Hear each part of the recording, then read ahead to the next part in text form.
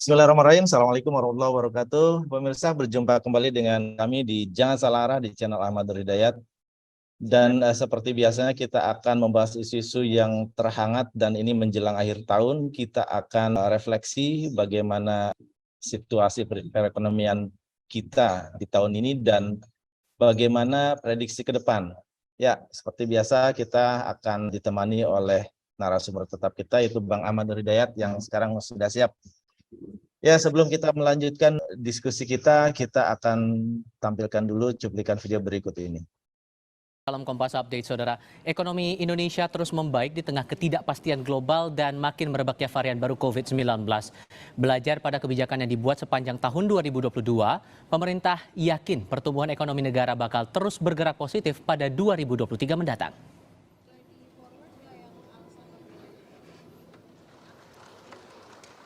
Ketidakpastian global hingga pandemi COVID-19 masih menjerat banyak negara, khususnya Indonesia, dalam mengenjot pertumbuhan ekonomi. Di tengah masa-masa sulit, pemerintah sukses mendorong roda ekonomi negara bergerak positif pada periode 2022. Dalam acara Outlook Perekonomian Indonesia 2023, Rabu 21 Desember 2022, Presiden Joko Widodo menyampaikan ragam kebijakan ekonomi pemerintah hingga sikap tenang menghadapi wabah corona membuat ekonomi Indonesia makin menguat. Terbukti ekonomi Indonesia kuartal ketiga 2022 tumbuh 5,72%. Jadi fundamental kita ini harus betul-betul kita rubah, yang rentan kita rubah sehingga menjadi stabil, sehingga sangat penting sinergi fiskal, moneter, dan sektorial. Langkah adaptif pemerintah dalam penanganan COVID-19 dan pemulihan ekonomi nasional diungkap Menteri Koordinator Bidang Perekonomian Erlangga Hartarto. Hal itu turut dibarengi dengan implementasi sejumlah aturan seperti Undang-Undang Cipta Kerja. Kerjasama ekonomi bilateral dan kawasan pada pagelaran G20 semakin memantapkan optimisme Indonesia memperbaiki kondisi ekonomi pada 2023 mendatang. Dalam kepemimpinan Bapak Presiden di dalam G20, kita telah berhasil. Itulah tadi sedikit cuplikan mengenai outlook ekonomi ke depan ya, dan pemerintah terlihat optimis sekali. Tapi kita akan membahas mengenai ancaman 2023 ya, perang Ukraina makin dalam dan inflasi akan semakin tinggi. Bagaimana Bang menanggapi ini Bang? Indikatornya memang kemarin kita pertumbuhan ekonomi di angka 5,72%, kemudian inflasinya itu di 5,71%, tapi terakhir itu inflasi ada di angka 5,4%. Bagaimana menurut Bang Madur? Silakan Bang. Jadi kalau kita lihat bagaimana ekonomi 2023, memang ini masih misteri. Selalu ya, masa depan adalah misteri. Masa kini adalah present, hadiah. Nah, gitu kan. Jadi yang kita bisa prediksi bahwa di tahun 2023 ini kelihatannya pemerintah sangat optimis. Optimis itu bisa dilihat dari bagaimana proyeksi pertumbuhan ekonominya. Pertumbuhan ekonomi yang ditetapkan oleh pemerintah, yang diprediksi oleh pemerintah itu 5,3%. Ya, sebagaimana dicantumkan dalam RAPBN 2023 atau yang sekarang sudah menjadi APBN ya, karena sudah disetujui. Ya, ini dokumennya bisa kelihatan tidak? Saya yang kecil ya.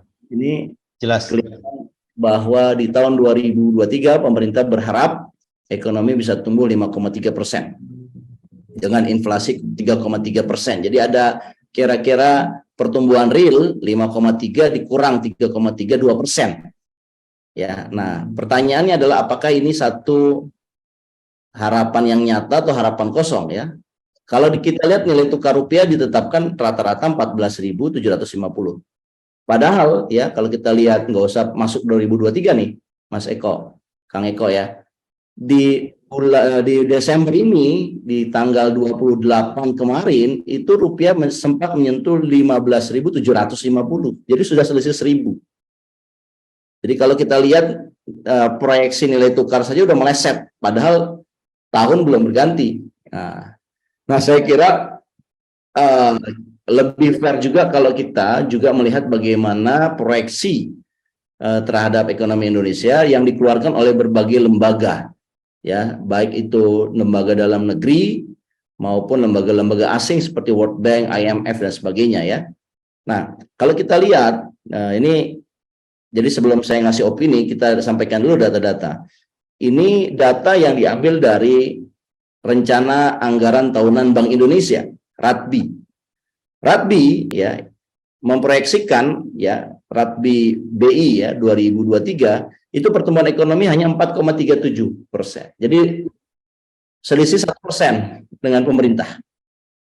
Ya, meskipun ini saya harus ngecek lagi nih apakah data yang sudah diketok atau belum ya, tapi setidaknya angka BI ini situ apa istilahnya, segaris atau sejalan dengan lembaga-lembaga asing yang memproyeksi. Jadi di sini jauh sekali di bawah dari 5% bahkan ya. Nah, kalau kita lihat bagaimana IMF ya, lembaga keuangan internasional memproyeksikan ekonomi Indonesia, ini data yang bisa kita lihat dari IMF ya. Mudah-mudahan kelihatan, ini bentuknya potongan ya. IMF memproyeksikan ini di kolom ASEAN 5 di bawahnya, bahwa ini adalah PDB-nya di tahun 2023 ya, proyeksinya hanya 4,9%. Nah, bagaimana dengan lembaga yang lain? Ya, lembaga yang lain juga memproyeksikan bahwa ekonomi Indonesia akan berada di bawah 5%. Ya, ini dimuat di hari Jumat di satu website berita bahwa lembaga internasional mulai dari IMF, ADB, World Bank, dan Fitch Rating itu memangkas proyeksi pertumbuhan ekonomi Indonesia dari 5,8 ya, Fitch itu 5,8 awalnya di bulan April atau di bulan September ya. Kemudian di bulan Desember ini menurunnya jadi 4,8. Jadi rata-rata lembaga-lembaga internasional ini menetapkan pertumbuhan ekonomi Indonesia itu di bawah dari 5%. Ya, IMF sendiri ya tadi mungkin ini data yang terbaru dari 5,2 menjadi 5%. Ya, ADB Asian Development Bank ya itu membuat suplemen edisi Desember, dia katakan proyeksi Indonesia ekonominya di tahun 2023 menjadi 4,8%. Ya, World Bank juga sama dari 5,1 menjadi 4,8%. Jadi apa yang kita lihat dari paparan pemerintah ya yang disampaikan oleh Pak Erlangga ataupun Bu Sri Mulyani, kelihatannya ekonomi yang dibangun adalah ekonomi yang terlalu optimistik. Padahal lembaga-lembaga yang punya reputasi mengatakan bahwa ekonomi Indonesia di 2023 akan di bawah 5%. Nah, pertanyaannya adalah apa yang harusnya dilakukan oleh pemerintah? Yang pertama, pemerintah jangan overestimate ya, jangan terlalu memberikan kabar yang positif tetapi tidak ada data, tidak ada bukti ya. Nah, yang ingin kita sampaikan ya Kang Eko dalam refleksi akhir tahun dan juga ekonomi outlook 2023, kita sampaikan apa sih tantangan-tantangan ekonomi masa depannya. Saya kira tantangan yang paling berat adalah tantangan dari geopolitik. Ya, geopolitik ini pemicunya adalah di Eropa bagian timur, perang Ukraina. Kalau kita pernah ingat di bulan Februari saat perang ini mulai muncul ya, tanggal 24 Februari 2022, banyak pengamat yang mengatakan ini perang akan berlangsung singkat. Paling seminggu, paling lama 1 bulan. Setidaknya pimpinan dari DPR kita itu mengatakan paling lama 1 bulan. Tapi ternyata sekarang sudah bulan Desember, artinya sudah hampir 12 dikurangin 2, 10 bulan. Perang ini tidak kunjung berhenti. Bahkan ya terjadi satu tanda-tanda eskalasi. Ya, mungkin di bulan Desember atau di perayaan Christmas ya, Natal ya, Rusia mulai mengendurkan serangannya dan kesannya ada satu apa istilahnya ruang gerak buat orang-orang di Ukraina. Tapi itu tidak bisa dikatakan sebagai kemenangan ataupun pemberhentian perang. Ya, kalau melihat dari simptomnya, gejalanya bahwa Rusia sudah melengkapi negara tetangga di Ukraina yaitu Belarus itu dengan persenjataan yang canggih. Belarus juga mengirim berbagai tentara ya untuk membantu Rusia dalam perang dengan Ukraina. Jadi ini satu indikasi yang ini akan melebar ya, Bro Eko ya. Bahkan Polandia yang sempat ya ada rudal jatuh ya, untung saja tidak direspon oleh Polandia, tapi kalau kemudian direspon oleh Polandia dan Polandia menunjuk bahwa Rusia yang bersalah, meskipun Zelensky ya Ukraina yang bersalah, kalau Polandia mengatakan Rusia yang bersalah, ini bisa melebar ke Polandia. Jadi kasus perang di Ukraina ini akan di tahun 2023 ini akan melebar. Dan dampaknya kita tahu bahwa sebelum melebar saja ini harga energi sudah naik, harga gandum sudah naik. Nah, kalau dia tereskalasi makin melebar, maka tidak hanya energi yang naik, tidak hanya gandum yang naik, tapi bisa meliputi komunitas-komunitas lainnya. Dan yang paling ditakutkan adalah geopolitik tension ini, ya, ketegangan geopolitik ini bisa berakhir kepada perang fisik yang bisa mengakibatkan perang dunia ketiga. Ya, beberapa pengamat yang saya baca ada besar kemungkinan ya atau probability-nya meningkat lah gitu ya, akan terjadi perang 2023 yaitu perang dunia dengan skala penggunaan nuklir ya. Mungkin probability-nya enggak sampai 50-50 gitu ya, tapi kecenderungannya meningkat. Dan kalau ini terjadi ya saya kira Indonesia ataupun negara manapun di dunia ini harus waspada, karena perang yang akan terjadi di masa depan kalau ada perang dunia ini adalah perang nuklir, perang yang akan bumi hanguskan bumi. Dan oleh karena itu kita bisa mungkin ya menyelenggarakan satu perdamaian dunia untuk menghentikan perang. Ya. Ini butuh satu leadership yang kuat. Nah, ancaman yang kedua selain geopolitik yang tegang, ancaman yang kedua adalah ancaman inflasi. Dan saya kira inflasi ini tidak bisa dianggap sepele ya. Inflasi ini pemicunya satu ya. Pertama ada satu demand, ya, ada ekonomi yang mulai pulih, demandnya meningkat. Sementara supply-nya belum terpenuhi, belum normal, ada lag gitu ya. Tapi yang kedua ya, kenaikan harga ini juga disebabkan karena banyak bencana yang mengenai ladang-ladang pertanian di seluruh dunia. Ya, bencana itu disebabkan oleh climate change, ya, gagal panen, ya, dan sebagainya. Sehingga dengan adanya resiko bencana alam yang sedemikian tinggi di berbagai negara di dunia itu mulai mengurangi impornya, mengurangi ekspornya juga. Jadi kebutuhan-kebutuhan di dunia ini yang tadinya ya ada perdagangan yang bebas gitu ya, sehingga harga global itu cenderung relatif rendah, tapi sekarang ini produsen-produsen baik itu makanan atau komoditas itu menahan, termasuk Indonesia yang menahan nikelnya yang kemudian digugat di WTO dan kalah. Sekarang Indonesia juga akan menahan bauksit-nya ya, sementara kemarin juga pernah dilarang minyak sawitnya, padahal komoditas-komoditas itu dibutuhkan juga oleh masyarakat dunia. Nah, ini yang menjadi beban buat ekonomi dunia di tahun 2023. Nah, bagaimana dampaknya terhadap ekonomi Indonesia ya? Saya kira akan kita bahas di segmen berikutnya ya, Bro Eko. Untuk sementara saya ingin berhenti di sini dulu. Silakan, Bro.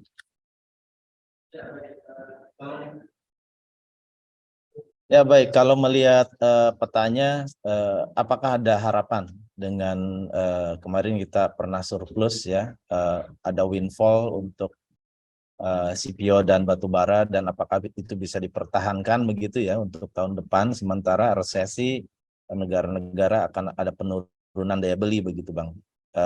Ini bagaimana menurut Bang Matur? Iya, kalau penurunan daya beli itu adalah satu gejala yang sudah terjadi di tahun 2022. Dan ini ya, Bro Eko, kemungkinan akan berlanjut di tahun 2023. Penurunan daya beli ini karena adanya pengangguran yang cukup besar ya, setidaknya di sektor startup ya. Beberapa perusahaan startup sudah mengurangi pegawainya, dan ekonomi kreatif atau UMKM ini juga belum dipikirkan sebagai satu solusi untuk mengatasi PHK di sektor startup ya. Saya kira masih banyak ya sejumlah langkah memang sudah dilakukan, tetapi masih sangat rendah impact-nya gitu. Nah, kalau kita lihat APBN ya kelihatannya juga menjadi hal yang menarik ya untuk kita soroti, terutama terkait mengenai pembiayaannya. Kalau kemarin kita pembiayaan APBN itu banyak porsinya dari Bank Sentral. Bank Sentral membeli surat utang negara.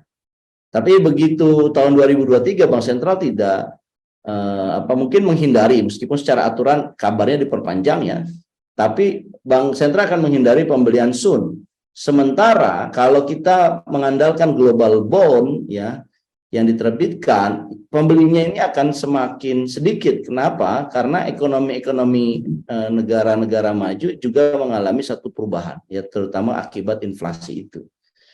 Jadi kondisi tahun 2023 tidak bisa dianggap main-main dalam sisi penerimaan. Faktor lain yang cukup memprihatinkan ya, dalam penerimaan negara adalah faktor windfall profit dari komoditas. Dulu kita menikmati, bukan dulu ya, tahun 2022 ini menikmati naiknya harga kelapa sawit, naiknya harga batu bara. Ya, tetapi keep in mind bahwa kalau seandainya kita tidak menciptakan demand global, ya harga-harga ini akan turun. Ya, meskipun cenderung bahan makanannya naik, tetapi komoditas yang kita ekspor ini cenderung turun karena kita tidak mengikuti satu prinsip perdagangan bebas yang baik gitu. Ya, kemarin narasi kita ketika kita kalah gugatan dengan WTO, kita malah tetap tidak mau mengekspor nikel dan malah melarang mengekspor bauksit. Ya, negara-negara lain juga akan melakukan repatriasi yang sama gitu ya. Jadi kita dianggap tidak friendly terhadap mereka dan akhirnya ini menghit penerimaan negara kita. Nah, kalau penerimaan negaranya berkurang, otomatis ya ini akan berdampak juga kepada belanja negara. Jadi belanja negara yaitu pemberian subsidi ya ini akan semakin sedikit dan pada akhirnya subsidi-subsidi yang dinikmati oleh masyarakat ini akan berakhir. Ya, seperti misalkan LPG ya sudah diwacanakan untuk pemberian LPG dibatasi menggunakan KTP. Ya, dan itu saya kira akan menambah beban berat buat masyarakat. Demikian, Bro. Ya, baik, satu pertanyaan lagi Bang. Ini kan resesi yang akan terjadi ini narasinya masih optimisme, tapi bagaimana dampaknya seandainya itu benar-benar terjadi dan dampak sosialnya seperti apa yang menjadi ancaman Bang? Ya, biasanya kita para ekonom, analis itu memproyeksikan punya 3 skenario ya. Skenario yang optimis, skenario yang cenderung mendekati, dan skenario yang pesimis. Nah, 3 skenario ini diukur. Nah, kita akan sharing ya bahwa dalam hitungan analisis yang sifatnya optimis, ya memang itu sudah disampaikan oleh pemerintah kita. Itu overestimate sebetulnya, pertumbuhan ekonomi 5,3. Tetapi yang disampaikan oleh World Bank dan lembaga-lembaga asing yang saya jelaskan tadi, itu sebetulnya proyeksi yang mendekati agak, mendekati situasi yang akan terjadi manakala tidak ada variabel baru yang berubah. Misalkan geopolitiknya tidak ada peningkatan gitu ya. Tapi kalau ada peningkatan seperti kita sampaikan tadi ya, proyeksi lembaga-lembaga asing ini cenderung salah karena dia menggunakan asumsinya sesuatu tidak berubah. Ya. Nah, kalau kita boleh menyampaikan analisis satu lagi yang sifatnya analisis pesimistik, maka ekonomi Indonesia ini kalau kita ukur dengan analisis pesimistik di mana ada terjadi geopolitik baru dengan China dan Taiwan yang berada di perairan Laut Cina Selatan, ini akan memukul ekonomi Indonesia sangat dalam.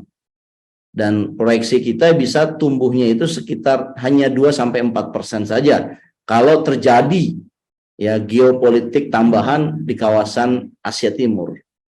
Nah, saya kira kita perlu mengantisipasi kalau ternyata pertumbuhan ekonomi hanya 2% dan juga nilai tukar mencapai angka 16.000, ini menunjukkan sektor industri dan sektor perusahaan kita tidak baik-baik saja. Dan kalau industri dan perusahaan tidak baik-baik saja, berarti akan ada PHK massal. Dan ini akan menjadi tahun-tahun 2023 ini akan menjadi tahun-tahun yang penuh dengan gejolak. Jadi kalau beberapa pakar mengatakan ini awalnya sebetulnya krisis COVID, krisis kesehatan, yang kemudian menular kepada krisis sosial dan akan membesar kepada krisis ekonomi. Dan sebetulnya kita sedang memasuki krisis ekonomi itu, dan nanti akhir dari krisis ekonomi adalah krisis leadership, krisis kepemimpinan. Nah, masing-masing negara akan mengikuti tren ini. Yang jadi masalah adalah negara yang tidak kuat institusi negaranya, institusi bernegaranya, maka dia akan menjadi negara gagal. Tapi negara yang kuat, ya, institusinya, rule of law-nya ditegakkan, birokrasinya punya komitmen kenegaraan, dia bisa bertahan meskipun dia tergerus juga dengan krisis-krisis yang akan terjadi di masa depan. Saya kira kalau yang menyangkut proyeksi ekonomi Indonesia, ya, kalau kita menggunakan angka yang pesimistik, ya, tumbuh hanya 2-4%, kemudian inflasi melampaui dari pertumbuhan ekonomi, artinya kita tidak mengalami satu pertumbuhan real. Ya, pertumbuhan yang kita ada itu tergerus oleh inflasi di tahun 2023. Itu proyeksi dari kita yang sifatnya adalah pesimistik. Nah, apapun pilihan skenarionya, mau optimis, mau mendekati realita, mau pesimis, ya semuanya berubah. Tadi saya katakan di awal bahwa masa depan adalah misteri, ya, Bro Eko. Jadi tidak ada yang tahu. Tapi kalau kita mengambil skenario pesimistik, setidaknya kita punya antisipasi. Apa yang bisa kita lakukan dalam mengantisipasi terjadi penurunan ekonomi itu. Setidaknya ada dua hal, ya. Pertama adalah kita harus memastikan bahwa masyarakat tidak kekurangan bahan makanan. Jadi ketahanan pangan adalah hal yang penting. Setidaknya yang lain boleh naik, tapi pangan kalau bisa jangan naik. Ya, ada supply yang tersedia, ya, kemudian rantai distribusi yang baik, ya. Yang kedua, kita mungkin berharap menumbuhkan ekonomi kreatif dan UMKM. Itu yang bisa kita lakukan. Yang ketiga, ada saran lagi, yaitu menghentikan proyek-proyek APBN yang sifatnya mercusuar, yang tidak penting. Pembangunan IKN, infrastruktur, dan kemudian kereta-kereta api cepat, itu dihentikan, dan kalau bisa bagaimana caranya dana-dana itu dialihkan untuk memberikan bantuan sosial kepada masyarakat. Saya kira itu sedikit kontribusi kita, ya, sebagai catatan di akhir tahun 2022 ini, dan kita berharap ke depan lebih baik, ya. Tetapi kalau seandainya tidak lebih baik, kita sudah mewanti-wanti ini akan terjadi, dan kita juga sudah memberikan rekomendasinya. Demikian, Bro. Oke, baik, itulah tadi pandangan Bang Matur, ya, mengenai outlook pertumbuhan ekonomi tahun 2023, dan kita berharap kemungkinan buruk tidak terjadi dan kita bisa survive. Dan mungkin ini pemerintah jangan sekedar optimis, ya, tapi harus penuh persiapan untuk bisa menghadapi semua kemungkinan buruk. Ya, pemirsa, jangan lupa untuk like, share, komen, dan subscribe, dan simak terus Jangan Salah Arah yang tayang setiap harinya. Kita akan bertemu lagi dengan topik-topik berikutnya. Untuk jasa kali ini kita cukupkan sekian. Saya akhiri. Billahi taufiq wal hidayah. Assalamualaikum warahmatullahi wabarakatuh. Terima kasih Bang Matur. Waalaikumsalam warahmatullahi wabarakatuh. Sampai jumpa lagi, ya, Bro Eko. Makasih.